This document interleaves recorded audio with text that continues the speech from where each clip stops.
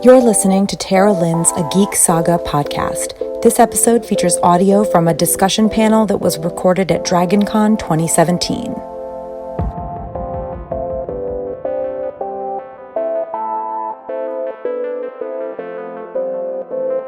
Go ahead and get started. We're at 11:30. Welcome to the Game of Thrones Lookback panel. My name is Jimmy Liang, and I'll be your moderator for today. With us on our panel, we have Van Allen Plexico. We have, I'm just going to say Andrew. Tedeschi, yeah. Jennifer Liang. Hi. And we have Tara Lynn. What's up, guys? So what I'm going to do is I'm going to let them introduce themselves, and they're going to reflect on the latest season of Game of Thrones. And then after that, we're going to do a audience participation. So you guys are going to choose the topic we're going to talk about. So if someone wants to talk about dragons, you talk about the topic, and then we'll let our panelists reflect on said topic. Okay? So let's go ahead and let our moderators introduce themselves. Van?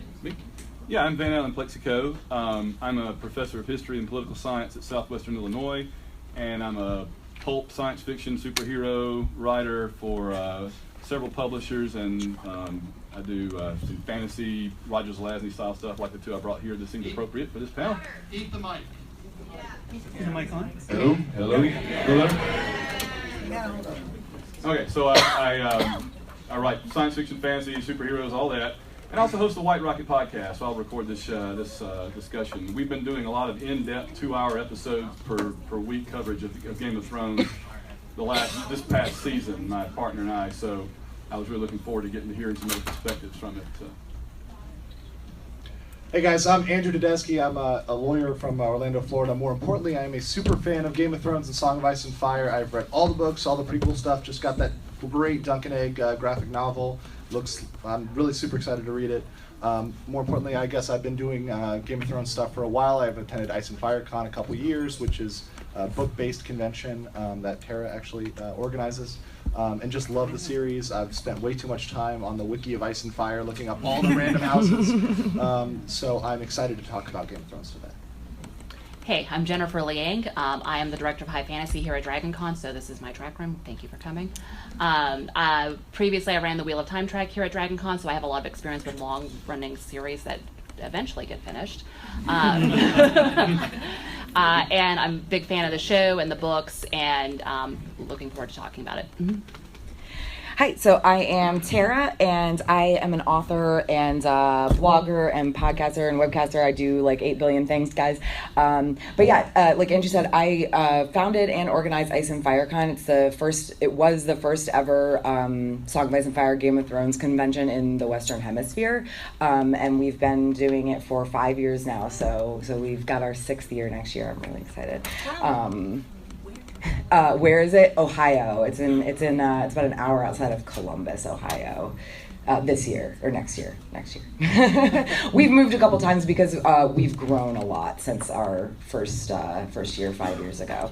But yeah, so obviously I read the books and watch the show. I webcast about it, podcast about it. I write about it, and it's usually a lot of very snarky writing about Game of Thrones, so be prepared for snark.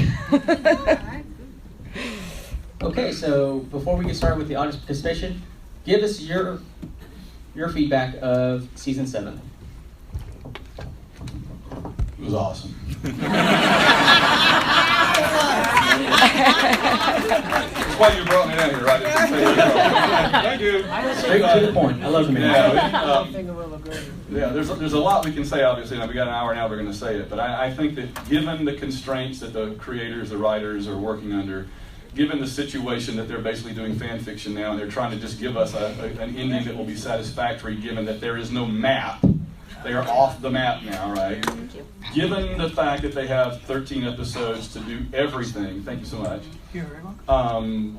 All those factors, we can certainly nitpick, and I'm sure we'll nitpick a good bit, but all those constraining, limiting, affecting factors taken into account, I think they've done an outstanding job, and I'm really looking forward to next season, someday, whenever we get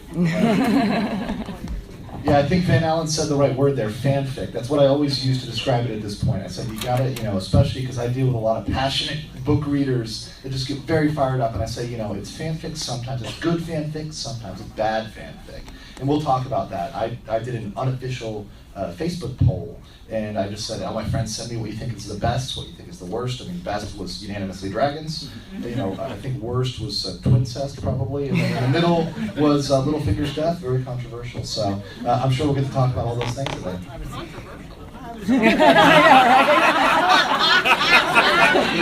They didn't stab him hard enough. There you go. Before we get to the controversial part, I just want to remind everybody we are collecting charity for the Georgia Special Olympics. That's what the big orange jar is.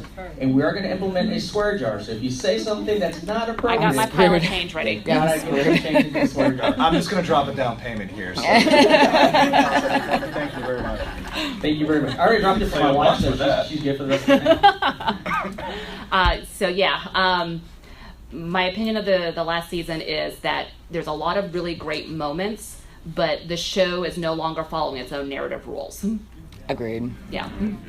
I'm just gonna admit this. I read the spoilers, like the leaks, the script leaks. So I knew, obviously we weren't sure if these were legitimate, but as silly as some of the stuff sounded, it was kind of like, okay, yeah, Benioff and Weiss, they're probably going to do this. This sounds really stupid, but they're probably going to do it.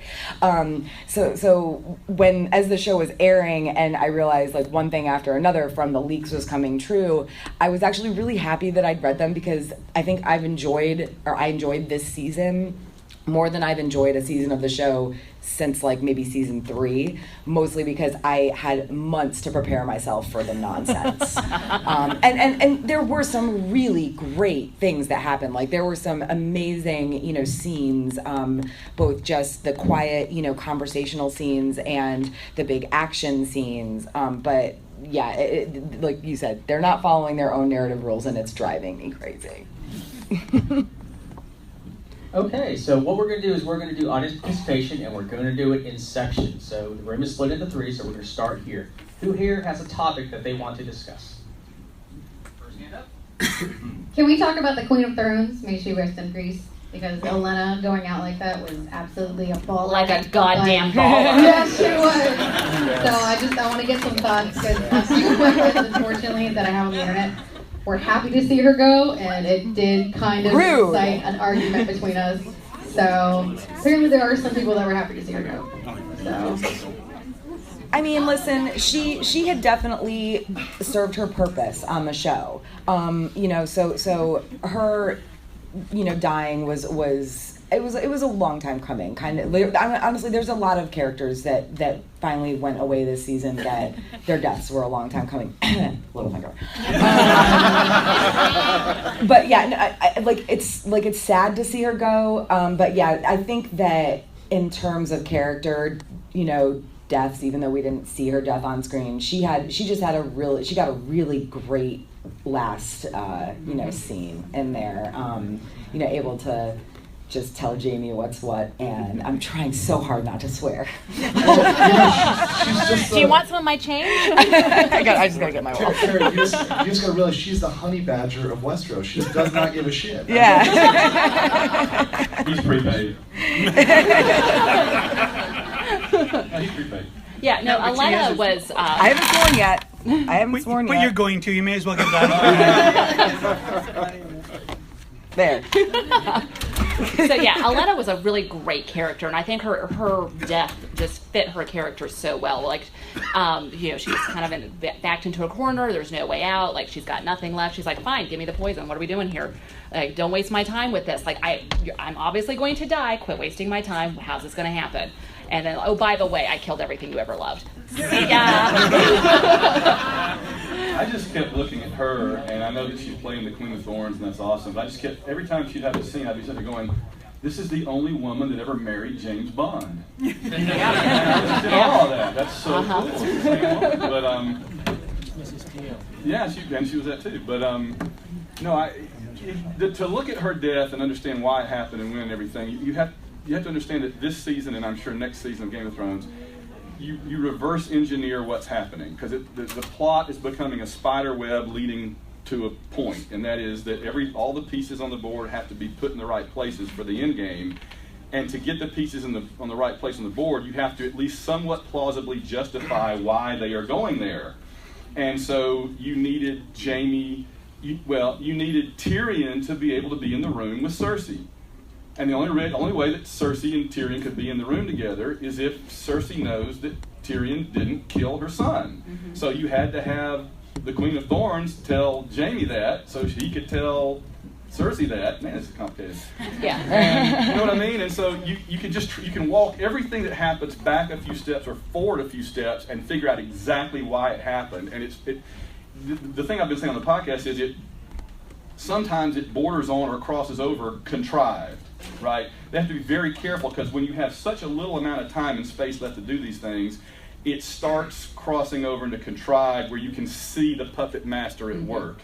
It works much better in the early seasons, where they could just meander along and things could happen randomly. When you're having to you're herding the cats toward the door now, and you can start to see the herding going on as well. But, and I totally agree. Every scene with Diana Rigg, I was transfixed. I mean, she did such an amazing job. But I think narratively, that's where it creates problems for me, because I think they've done this thing, which is, I think it's very ham-fisted, of just systematically wiping out entire regions. So we've got, R.I.P. Dorne, and then the whole Reach, does the same thing of either falling into anarchy or automatically bending the knee as soon as, certain people are killed, ignoring the fact that there's dozens of other noble families. If you remember when they Dorne hasn't made sense since they introduced it. Yeah. Exactly. And despite the fact that when they introduced Dorne, they had Tyrion sitting outside saying the names of all the noble houses coming in. Mm-hmm. So all those guys just automatically, are running around stabbing each other in anarchy and Dorne now, I guess. But they all disappeared very conveniently. Yeah. Exactly, and that's my problem with not Olenna, love Olenna, but just with what they've done with the Reach.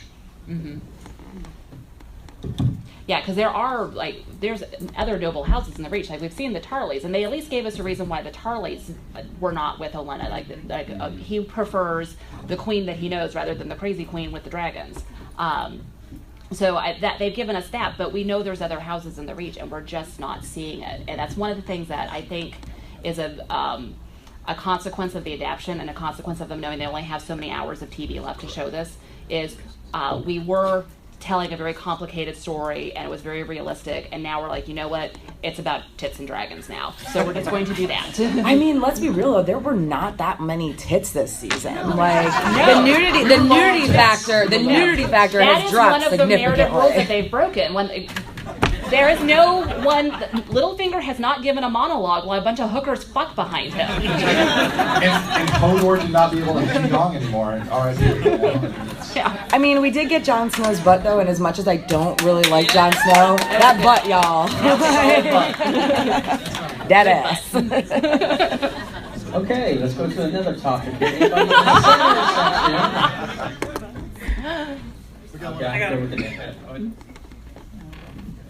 So the subject I'd like to go over is the Valargar. We had Leandra correcting for High Valerian that a prince can also be a princess. So couldn't a little brother also be a little sister? And that being the case, hopefully we are, I'm sure, going to get Clegane Bowl next year. Hopefully. So the problem I think the Clegane Bowl was when they glared at each other and then walked off. I think that was it. Don't crab on my dreams here. Get hyped. I feel like that was it. Then they'll be Clegane. And what I was thinking is that you could have that. He kills, obviously, the mountain. And what is dead can never die. Well, he cuts off his head. He can cut off his head. That's certainly something he's capable of doing. That's certainly something he's capable of doing. Okay. And while he receives a mortal wound, and in the last moments he reaches out and he kills Cersei. He's the little brother of the mountain who protects her. That's the problem. Everybody's a little brother now. All the older ones are dead. So everybody's a little brother, little sister. Jaime, Tyrion, the Hound, Arya. Everybody's a little brother, little sister. So there's like 8,000 suspects in this lineup. Because the prophecy was, it didn't say your little brother, it just said the little brother. The little brother. So it could be anyone's little brother, anyone's little sister. So you could also have, when the Hound is killing the mountain, you could have Arya as him, I still feel like Cersei. I still feel like the show is setting up Jamie to be the little brother, though. It's too obvious. But there's like some little visual tricks they've been doing that make me think that in terms of visual language, they're trying to set this up. Like when they painted that giant map for no reason in the courtyard, I think the only reason they painted that map was so that Jamie could stand on the fingers while Cersei stood on the neck. Yeah. Like I think they did that just to set that visual thing up. You have more faith in the people who write that show than I do. I have to cling to something because they keep cramming like goddamn pirates into it, and they don't need pirates. Is anybody totally confused about the Valonqar prophecy? Does anybody not know about that? You don't know about it? Okay, just a new introduction. So Cersei is apparently going to be murdered. She received a prophecy when she was very young that she would be murdered by this Valonqar. And that... Not in the show. Excuse me, in the books it was there. Also, like, was it in the history and lore? I forget now. No, I think they referenced it in the show because it, like one of the very few flashbacks they've done. Yeah. Is to her visiting This is Maggie. the problem we have now. So, you know, and Two different things. I mean, and they've also, but to be fair, they've also introduced stuff in history and lore that they've gone and contradicted in the shows. In those extra content on the DVDs, it's really great. You can go on YouTube and watch it. And it's all the extra sort of background in history. You get Blackfire Rebellion, a bunch of history. But the Valyrian spelling is very tricky. I mean, we've gone back on the fact that this is a lost language. This is not an actively spoken language. The amount of Valyrian that's spoken in the Free Cities is bastard Valyrian. It's mixed. It's essentially like a Creole language. So there's potentially many pronunciation and translation issues. And on top of that, prophecy is tricky. Even Martin says that prophecy is extremely tricky, and you can see it many ways. So yes, now I think the top contenders are probably the Hound or Jamie. Or Arya if you go with the... Or Arya if you go with the sister. But any of those are plausible, I think, going forward. and again, you have to reverse engineer. Why would they go out of their way to make the gender comment if it didn't matter? Yeah. Because they are to the point now where writing these shows is like writing a short story where you don't put anything in there extraneous. Everything is there for a reason. And again, in this current season and next season, I'm sure, knock you over the head, for a reason in very obvious. Oh, they knock you over the head in the previously on segment before the episode. Like, like seriously, they were like, here's Benjen. They're just like banging you on the head with Benjen's face. This guy from 4 years ago? Nobody's seen Benjen in a while, but he's coming back in this episode. Yeah. Don't forget. How many times did that maester say the wall's never fallen? Oh yeah. And the wall came tumbling down. Well, I mean, that's been the Chekhov's gun that they've had on the table since when the show started. Like, we all knew the wall was coming down at some point. Like, and it was a good time for it to come down narratively because that gives us our cliffhanger to carry us into the next season. It's a good time for the wall to come down narratively. Here's my question, though. What the heck was the Night King's plan before the dragon? Because unless the Night King can see the future, right? Unless he can see into the future, which I'm assuming he can't, he had no idea he was going to have this, white dragon. Unless he's Bran. Oh, unless he's... There's one theory. There's one theory that it was all the Night King's plan. That he lured John and company up there to bring the dragon. I know it doesn't make any sense at all. So was it his plan for John to be that dumb? Is this all part of the plan? You don't really lose betting on John being super smart. Hey guys, before we continue on, there were 4 people who signed up for hearing disabilities. Are you in the room? Oh, I'm sorry. You want to go up front?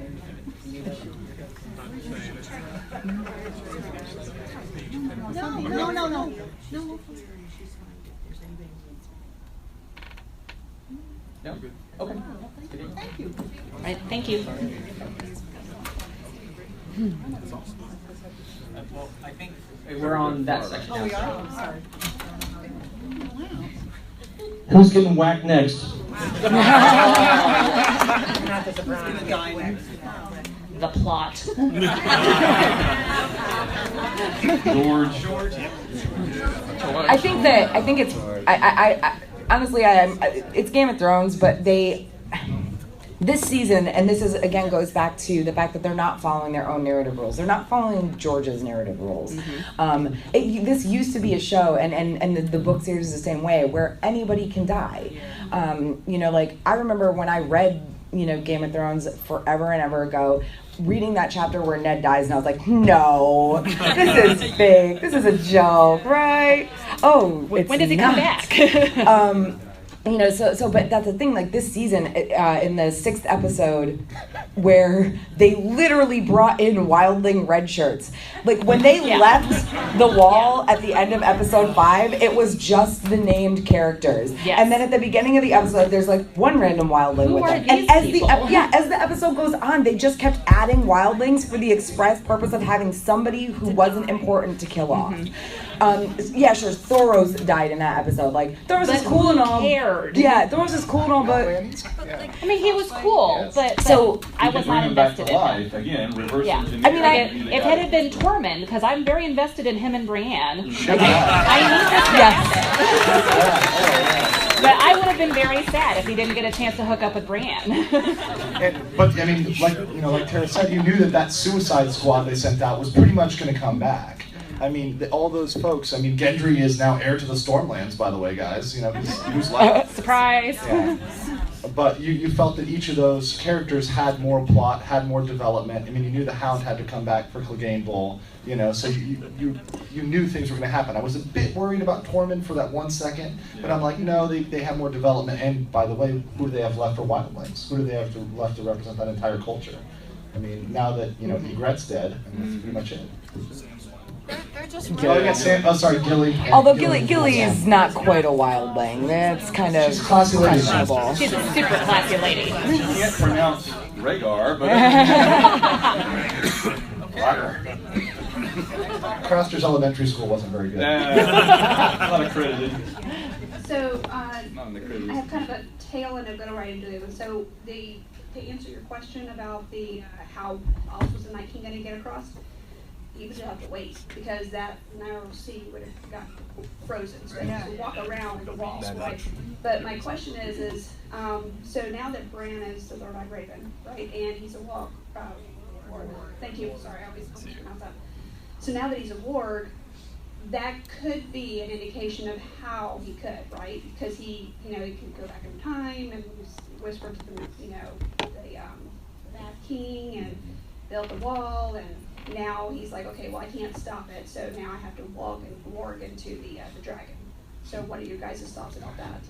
So do you want me to introduce the basis for the Bran is the Night's King theory? Yes. Oh, he's not the Night King. But just to introduce the theory, right? So this is a very popular theory. Maybe people have heard it, maybe people have not heard it, but it's established that Bran's a warg, and also he's a three-eyed raven. So he can not only control animals, but also people, as seen with Hodor, right?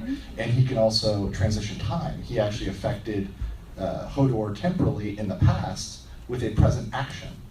Therefore, at one point, it is foreseen that he might have gone back and influenced several historical events, such as Aerys the Mad King might have heard voices and therefore heard, muttered, burn them all. They've shown that in the show. And also gone back and influenced other things, perhaps building the wall, and perhaps in a time of dire need, he might try to go back and stop the Night's King. But the theory is that he goes back and gets into the body of the Night's King and gets stuck there. Because they've kind of said if you stay too long, you can get stuck there. Don't stay in the vision for too long. The Three-Eyed Raven kept pulling him out before and keeping him from going so far back. So the theory is he goes back, he gets stuck in the body and transformed into the Night King, and he's stuck there. His present body could be killed, I guess, if, let's say, the White Walkers overrun Winterfell or whatever, but if you're a warrior, you're stuck in that body. They haven't introduced that concept too much in the show, but they have in the books, where there's characters that die. They haven't really done a whole lot with the warging. Yeah, but that's the basis of the theory. I mean, to be real, I don't actually think that Bran is the Night King. But at the same time, I know that you mentioned that they could have just waited, and I know that. I know eventually he would have gotten past the wall. It's just kind of funny that was the big end of the season is them getting past the wall with the dragon that they didn't know they were gonna have. Yeah. I mean, I guess they were hoping to find that magical horn that's only in the book. Yeah. Yeah. I always thought it the was horn more of likely Jordan. that Bran Thing that goes doesn't back actually in time exist. and Bran the builder. He goes back in time and tells them, you really need to build a wall. Giant wall. And they say, hey. right? That seems a little more plausible to say the same thing. Do we have any more questions? So, I'm really interested in finding out, besides the brand theory, I'm pretty convinced the Night King is a Targaryen. What do you think about that? I think that well, here's the thing. If we're going by the show, y'all, sure, anything's possible because D&D just kind of do whatever they want. Whether or not they're really just following the rule of cool when it comes to narrative right now. Yeah. But in general, like from the books, no, I don't think that's possible because the Night King was like a person that existed before the Targaryens even before the Targaryens ever ruled Westeros, possibly even before the Targaryens had Dragonstone, because they're the Targs were on Dragonstone for quite a while before they conquered Westeros. Mm-hmm. So this he may even be I'm pretty sure he's pre Doom of Valyria. So yeah. But again, I don't know, when it comes to theories, I don't know about anybody else, but I'm pretty open-minded. I will listen to just about any theory. Doesn't it's not to say I believe it, but like Preston Jacobs, his videos are super entertaining. His theories are nuts for the most part. But then if you don't open yourself up to that sort of narrative discussion, you miss out on a lot of stuff. So I don't think the Night King could be a Targaryen, but I would like to see somebody kind of research that and tell me why or why not it could be possible. And I think we saw one of the flashbacks from Bran where they saw the creation of the White Walkers. That would have been the Children of the Forest. That would be pre-Andal invasion of Westeros. So that's definitely way before the Targaryens were even before Valyria was a thing. So we're talking thousands and thousands of years ago. So timeline-wise, it just doesn't match up for him to be a Targaryen. And in the supplementary material, World of Ice and Fire, they have it well documented when the Targaryen queen went north on her dragon and gave extra land to the Night's Watch. So they actually do. The one good thing about that book is if you want a Targaryen history, the World of Ice and Fire book is a really good resource to kind of get the Targaryen history, and that's pretty well documented. Hello. Okay, so my topic is Cersei's pregnancy. Her fake pregnancy. That's one of my points. Is she really pregnant, or is it just a ploy to get Jaime to do what she wants him to do? And if she is pregnant, is it Jaime's, or could it possibly be Euron Greyjoy's? Did I say that right? Yeah. I don't see any way that she and Euron Greyjoy were anywhere. They weren't together, right? I mean, they were. He's trying to get with her, but I don't think it's worked yet. No. She is definitely not picking up what he's laying down. That leather jacket, though, come on. He does shop at the Hot Topic, so.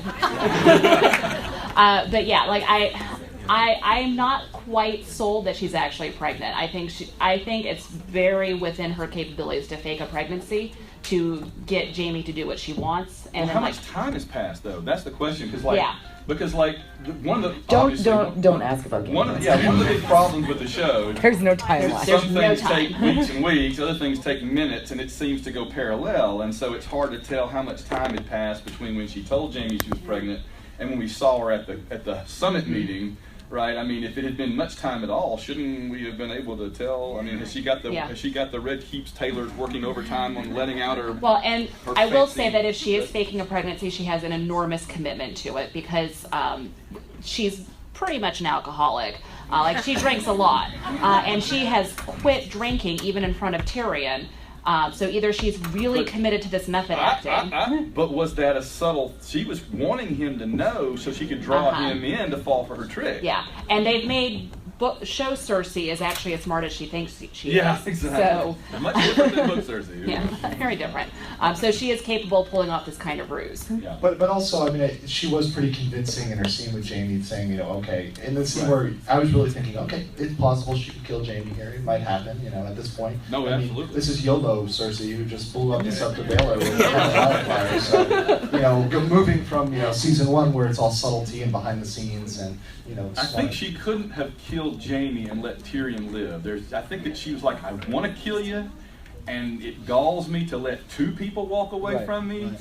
But in the end of the day, I'll have killed Jaime and not Tyrion, and that just can't happen. So if I didn't kill Tyrion, Jaime could do anything, and she'd be like, no, I'm not going to kill him, right?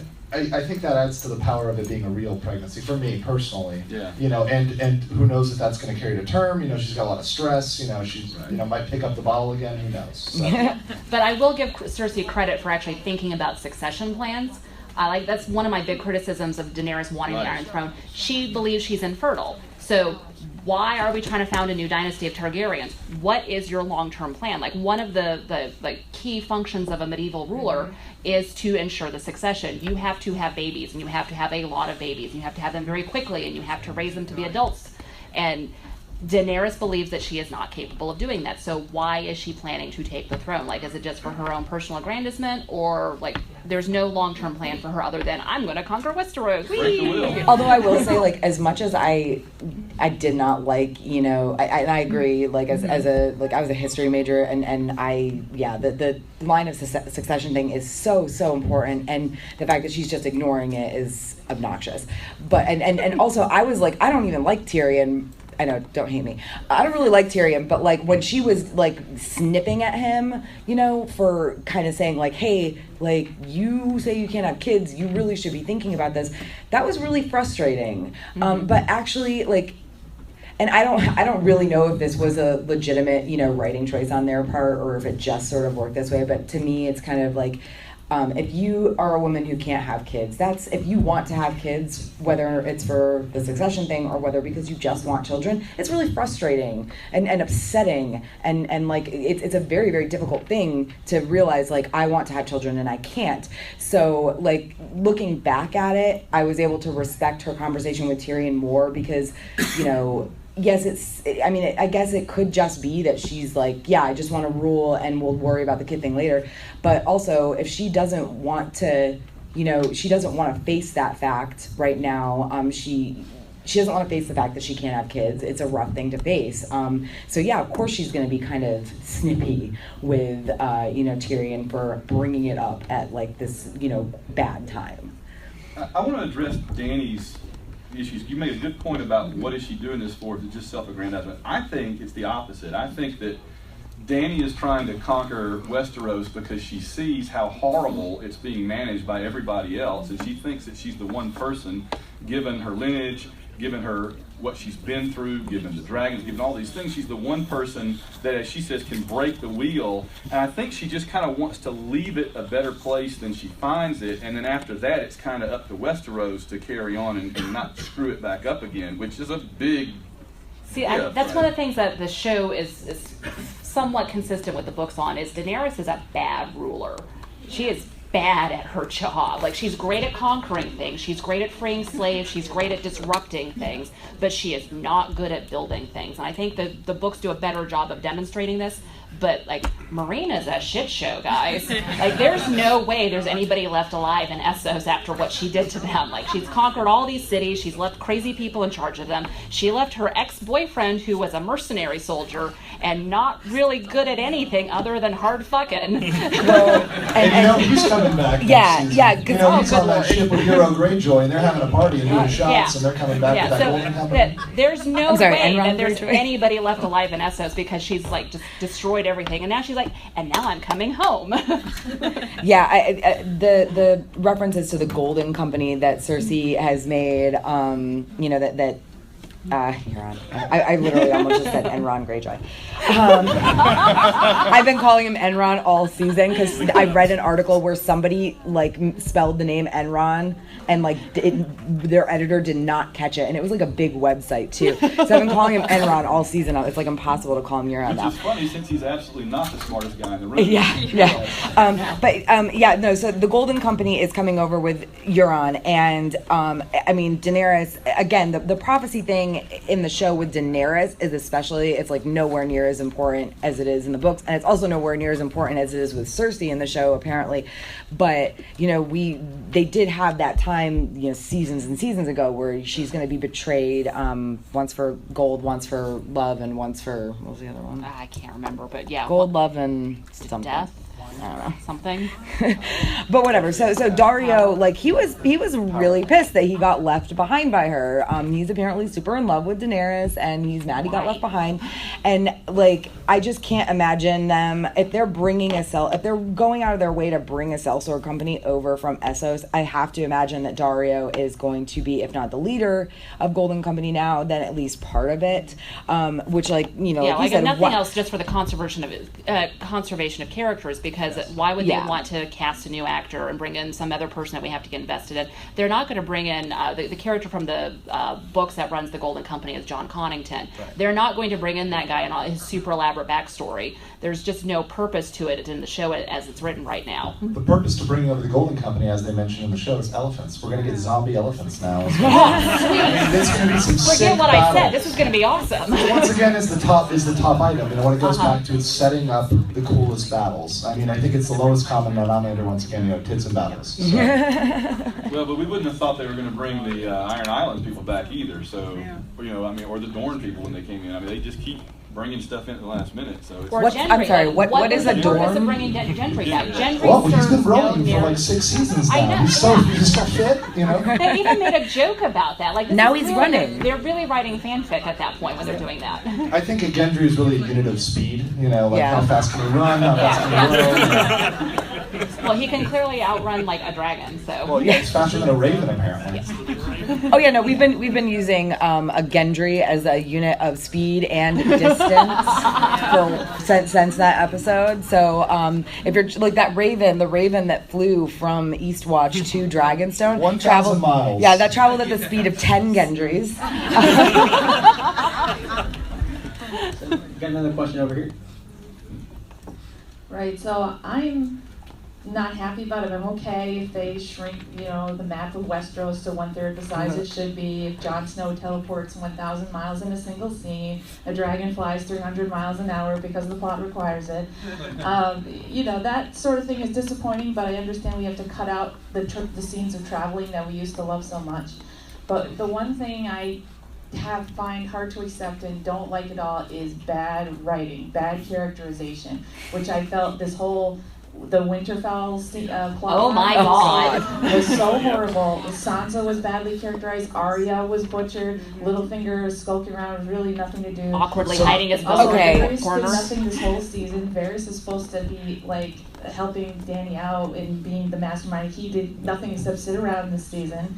And the whole let's fetch a ice zombie to show Cersei, who, by the way, already has a zombie serving as her bodyguard, to prove that such things exist. That whole plot line was just, smack your head stupid. And yet so it worked what do you think for about a moment. And yet we thought that it worked, right? When Cersei freaks out and you tell, well, she's pregnant and this zombie's coming right at her because they had it attached by a chain to the hound. I mean, they're still writing Cersei consistently, and I appreciate that because Cersei will always look out for number one. Will always be like, okay, how can I use this situation to screw over as many people? I think we can count on one hand the characters that they're writing consistently, and the only one I can think of right now is Cersei. Yeah, maybe Daenerys. Bend the knee. Yeah. Hashtag bend the knee. No, the Winterfell thing. I will say, and this was a really bad, I think, editing decision on their part. There is a scene that was filmed where Sansa goes to Bran and asks for his help, and they decided to cut it. So it does exist. I'm sure it'll be on the Blu-ray or whatever. But when they cut that scene, it was literally to create really shitty tension, quote unquote. Like that's what I really believe that's what they thought they were doing. That they were. People are getting freaked out. Arya and Sansa hate each other. What is going on? Is this going to end the family? Personally, like I said, I did read the leaks, so I from the leaks, it was basically that whole situation was spelled out. Not so much that Sansa and Arya were faking it, but that they band together and kill Littlefinger. But it was a really, I think. I get why they did it, not just for time constraints, but also because they wanted to have that extra, sort of, what's going on? But it's also basically just having those two characters kill time while everybody else fucks around with dragons. Yeah. So. And Sansa was just, she is one of my favorite characters from the books. I can't even tell you, in the show, I like Tormund. But like in the books, my 3 favorite characters from the books, 2 of them, Sandor is fine in the show, but like Jaime and Sansa are my other 2 book characters that are my favorites, and they're both written so like inconsistently. Well, actually, Jaime's bad. He's consistent, but he's really badly written. Yeah. Sansa is completely inconsistent, and that's why the writing for her is so bad on the show. And yeah, I talk a lot of shit about the timeline stuff, but mostly I'm joking about it because I get it. This is a TV show. They have to cut things out. They can't include everything. I understand this. I mean, I watch Walking Dead is the same way. Like, I know they can't do the things in the show that they do in the comics, and they can't do the things in the show that they do in the books in this case. But when it's not just the timeline that's suffering, when it's the characters, it's really frustrating because they can do better.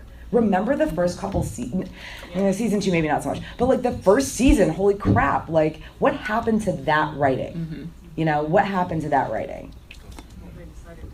The issue I had with Arya and Sansa and Littlefinger at the end was that you were really left with really 2 bad options there. On the one hand, Littlefinger has been so dumb that these 2 girls have played him, and I didn't buy that. Or Sansa is so dumb that she's turning against Arya for no reason, and I didn't buy that. So when you finally find out what actually does happen, I'm like, well, at least it's the good thing that I don't buy rather than the bad thing that I don't buy. So there was that at least. I think that both Sansa and Arya were being stupid. They were both turning on each other. It wasn't just Sansa being dumb, Sansa being dumb turning on Arya. Arya was being a bitch. She's being a little bitch. She's the one who showed up with a suitcase full of faces. Yeah.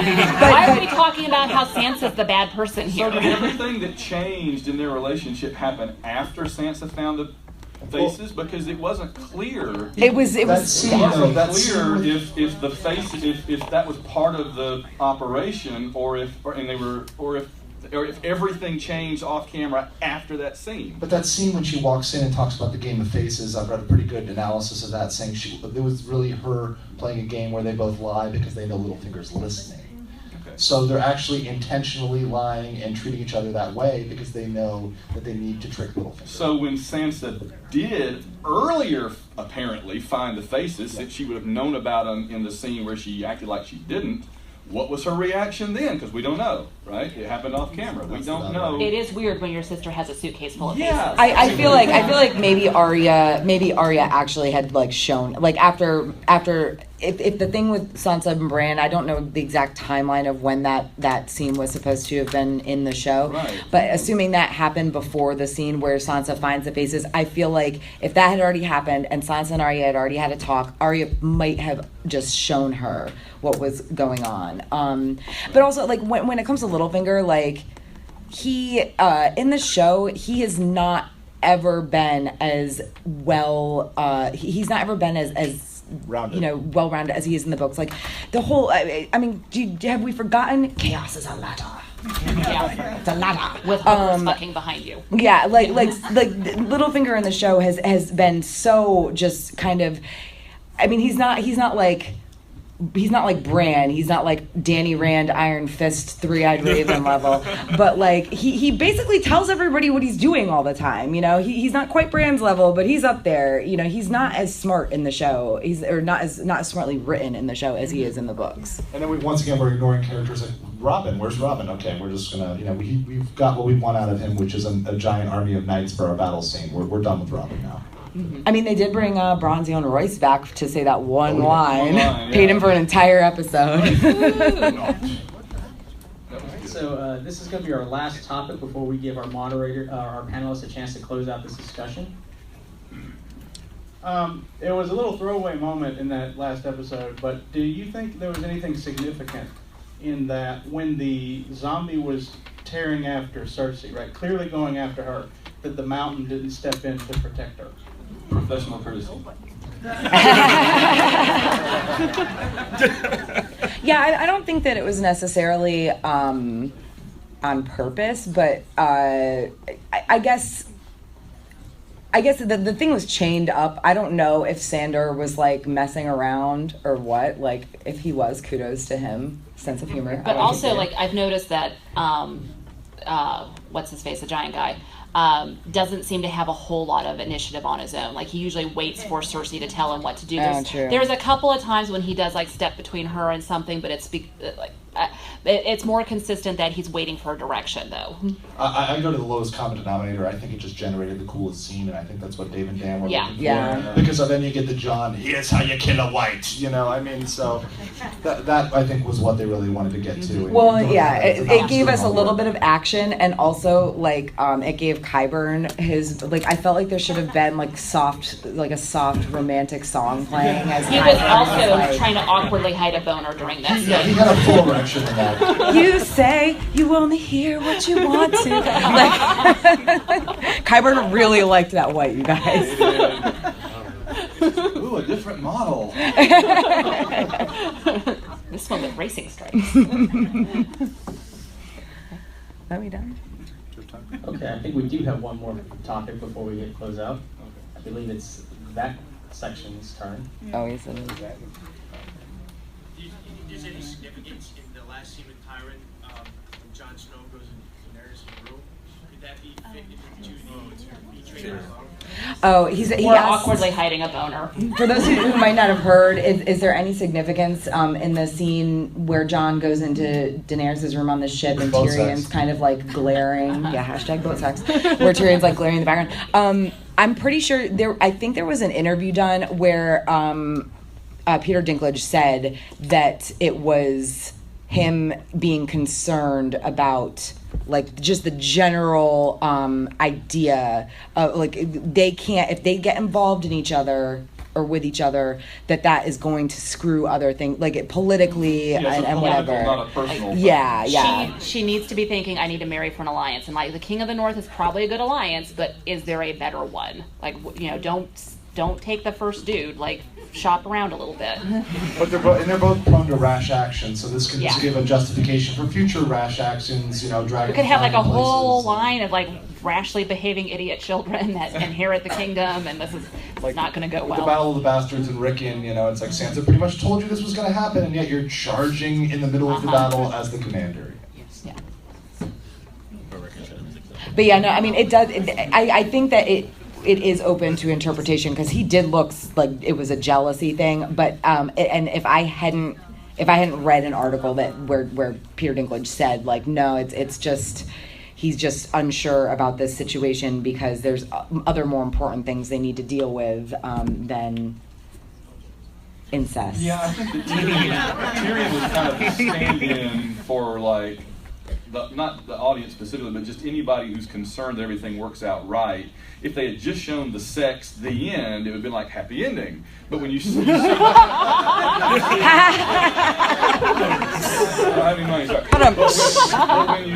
when you see Tyrion out there going, then it's just basically signaling this could be problematic down the road. Well, I mean, and we already know it's problematic because, you know, obviously there were the not even hints. It's been obvious for a while that Jon Snow is, you know, the son of Lyanna and Rhaegar. So we know that he is Dany's nephew, and have known for a while, but nobody else really has. But then like they didn't Except just Bran, because they didn't he knows just do every a creepy thing about you. They didn't just do a previously on. They didn't just do it previously on. They didn't just kind of like hint at it. It was literally the scene before they slept together, where we got to see, you know, Rhaegar and Lyanna getting married. For some reason, by the 7. I don't know why. Yeah, whatever. Do that, but, so like we saw them getting married, and you know, and then there was of course the whole thing between Sam and Bran, where it's like, oh my gosh, we have to tell him, and then they're having sex, like super like obvious in that respect, and I don't know. And Dany's pregnant, right? Because they did ham-fistedly say, I can't have a child, I can't have a child. Oh, yeah. She's super pregnant, right? Like, she's going, yeah. We're having a baby in the first episode next all on the season. same page. Yeah. Yeah, 3 heads, right? She's gonna like show up with a toddler and be like, John, it's yours. Yeah. Unlike little Sam, who took like 3 seasons to grow from being like an infant to like 2 years old, while everybody else is like years have passed. Danny's gonna come back next season and have a toddler. Yes, I agree. They have beautiful children, though. Oh yes, yes. Like someone worked out the DNA, because the Targaryens have this habit of incest. Someone worked out like the level of how much DNA they share with each other. I can't remember what it is with Jon and Daenerys, but between Daenerys and Rhaegar, it was 88%, and siblings are typically 50%. It was 40.75. So. Thank you. That's weird, y'all. We're gonna have like extra thumbs or something like that. No, they're gonna have beautiful babies. Oh, they'll be beautiful babies with extra thumbs. But they may be crazy. They might be Joffrey crazy. Like, let's be careful here. Mental instability. Yeah. So, in closing, we know that season 7 ended with a collective no, because we have to wait for another for season to start again. So let's go down the table and what should we expect for season 8? A whole lot crammed into a very short time. Right? We've heard it's going to be like an hour and a half every episode, which begs the question: why not just do more than 6 episodes and spread it out a little bit more? I don't know, but I guess I think it's a production thing. The story beats too maybe work out better on that, but I think that you're talking about seeing the puppeteer pulling the strings. You're going to see a lot of strings in the next season. Again, it's going to be okay if we're all happy with the ending. The thing to me though. This is an entire story based around the idea of unhappy endings, right? Everything is kind of every time you think you're coming up to a good thing, something bad happens, and so that's why I wonder if we'll ever get the last book. Is because I don't know if George knows how to write a happy ending to a thing that's been universally down, or at least write a sad ending that doesn't make us all want to slit our wrists. Right, and because it's television, and this is not. When we're talking about a television series, HBO and the producer and everything. When they're making up fan fiction, they're going to want it to be a satisfying, happy ending for the TV audience. They're not concerned about the book readers getting their downer ending. So. And George has said for the books, he considers and really appreciated the bittersweet ending. Like, for example, he likes the scourging of the Shire. Yeah, he likes that, how you have to go back home and clean that up. I mean, imagine the North covered in whites and you had to go back and clean that up. It's pretty sad. Well, they are all going to starve to death because no one's farmed anything. Yeah, exactly. Yeah. But in terms of low-hanging fruit that we know we're going to see next season, I mean, we got a Theon rescue mission. For a second, I thought he was going to get in a fight with Euron. I thought that was a bad costume. Then I realized it's random sea captain number 2. So we know that's going to happen. And Cersei's got to die. Golden Company's going to show up. Clegane Bowl. So you got some highlights. Should be pretty sexy. Yeah, I think we're going to see more dragons flying around. I think we're going to see a big dragon fight. Like, the ice dragon has to fight the real dragons, and that's going to be badass, and it's going to be awesome. And I think that's going to take up all the writing and production budget for the entire season. And so we're never getting direwolves again, y'all. And so everything else will just be like, oh! Yeah. I want a post-credits scene after the whole thing is over. Yeah. After the whole thing is over and they run the credits and they do like a Marvel-style post-credits scene where everybody's gone and then Ghost comes walking out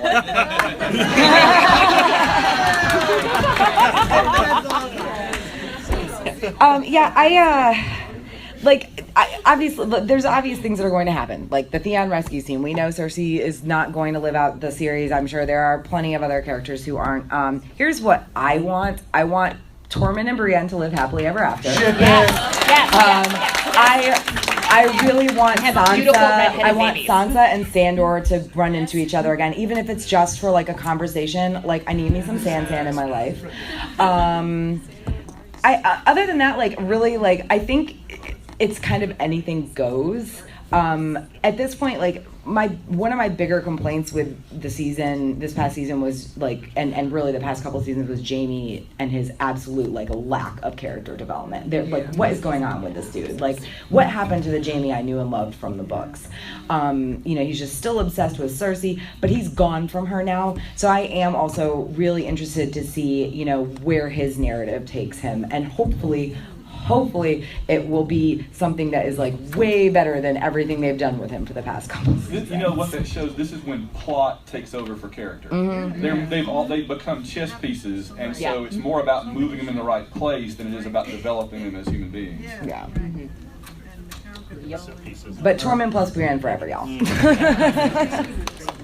So if you guys love this Game of Thrones discussion, we do have another one tonight. It's Looney Theories, so any topic is open. And both show and books. No topic is taboo. So give it up for Van, Andrew, Jennifer, and Tara.